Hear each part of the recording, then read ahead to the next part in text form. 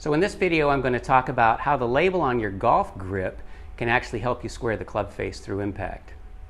If you haven't done so yet, be sure to subscribe, and if you have any questions or comments, be sure to place them below.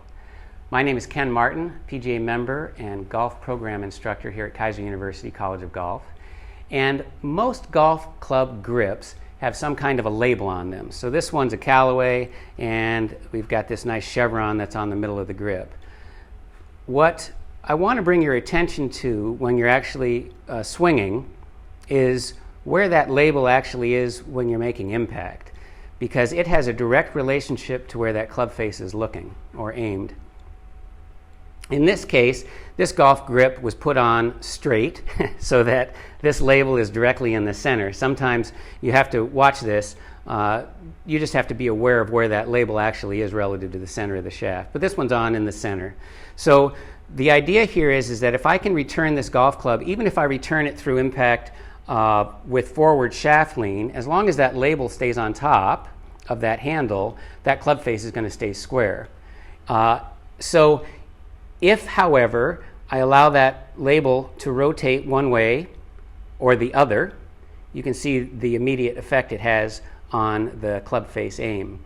So when we're practicing, what I can actually do, I like this label because it's down below my hands, I can actually see it. I can start off making a motion with a chip shot and literally watch the label as I'm making some practice strokes to just make certain that that label is staying on top. Sometimes it's easier to get the feeling by saying, well, I'll go ahead and rotate it off, come through with it under, and I can also rotate it the other way and come through with it over, and just see what it does to the club face, and then just go back to keeping the label on top when I make the motion. The feeling of label on top will always, with this golf club, keep that club face square. I'm never going to run into trouble with an open or a closed face. And it puts my attention on something I can literally control with the feel in my hands, which is what I'm holding onto the golf club with. So keep that in mind. It works for all golf clubs. At higher speed, you can still track it because I can certainly feel whether or not I'm rotating that label going through impact or not rotating it at all, maybe even going underneath. And all I really want to do is make sure that the label stays on top regardless of the length swing that I make.